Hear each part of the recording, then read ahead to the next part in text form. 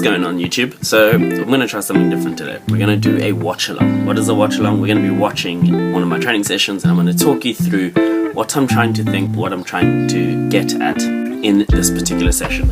What the session was a constant variable or variance where the machines and the exercises stayed exactly the same, but you reordered it in order to change it up so that people could get a different stimulus, starting at different places, finishing at different places. So it was 4 different sets, and we'll just go through the first set that we did. You have double unders, ski erg, wall balls, toes to bar, burpee to 6-foot touch, bike, and I think that's it. Yeah, I think it's those 6 exercises, and then you just change them up in variation to the order. So yeah, let's go. So what we have here is our 50 double unders, where we're starting with. I'm always trying to think about in our 50 double unders is just trying to be as relaxed as possible, because this is the beginning of the workout, so there's no point in your heart rate getting super elevated in this part, because in the rest of it you're just going to suck and suffer, right? So I'm always trying to stay as relaxed as possible, trying to keep the rope and my arms as relaxed as possible, trying to save them for later on in the round.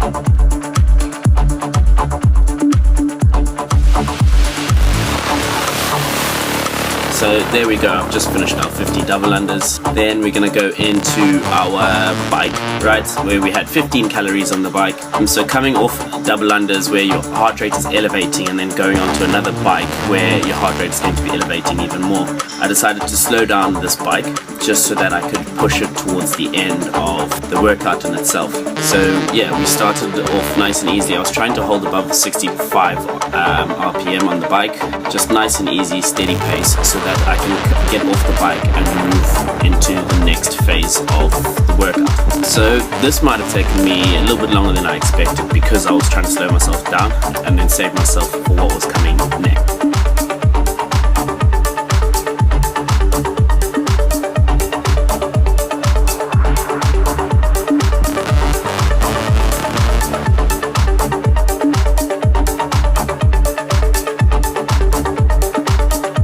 What we have next is our 15 toes to bar. The gymnastics movements like toes to bar and wall balls I tried to keep unbroken. So here what I'm trying to think is a nice tight kip, and then just keeping the legs nice and relaxed and letting my hip flexors and hamstrings do the work when they need to. Because I've got quite pliable hamstrings, this movement doesn't really affect me too much. So this one was just to jump on the bar, hang on, get the 15 reps done as quick as possible whilst still in a good breathing pace. Then we moved on to our burpee 6-foot touch, where the burpee, the movement is chest to floor, and the burpees stand up, and then you're going to jump and try touch the bar above you, which is, it should be at about 6 foot. So that is where I am right now.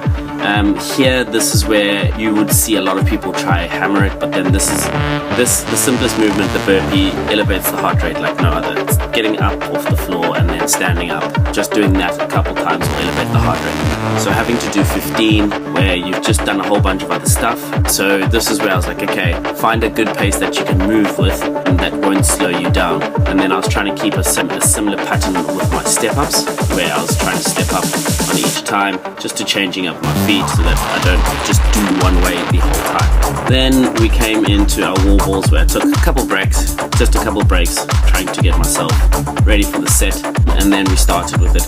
It was 15 reps here, and it was 10 kilo wall ball to obviously 10 foot target.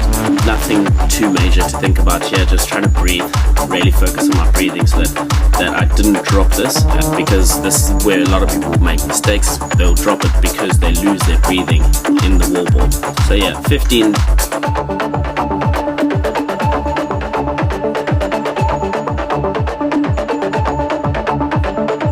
Done there, and then I come into my last final movement, which is our calorie ski erg, where I was like, this is where you could really push the pace and see what you have left in the tank, but I was also still trying to keep it all consistent based on all the rounds that I've done before all of this. So every individual piece had a set amount of time that I was trying to get around at, but that also depended on where they were also placed in the workout. So where if I had a bike sprint at the end, I would have gone a little bit harder, but then knowing that I had a ski erg, I was like just trying to maintain my calories on how hard I was pulling.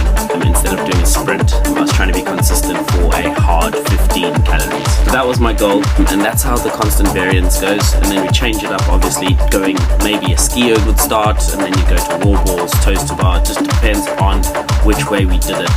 So yeah, that's one set, and that's how it went.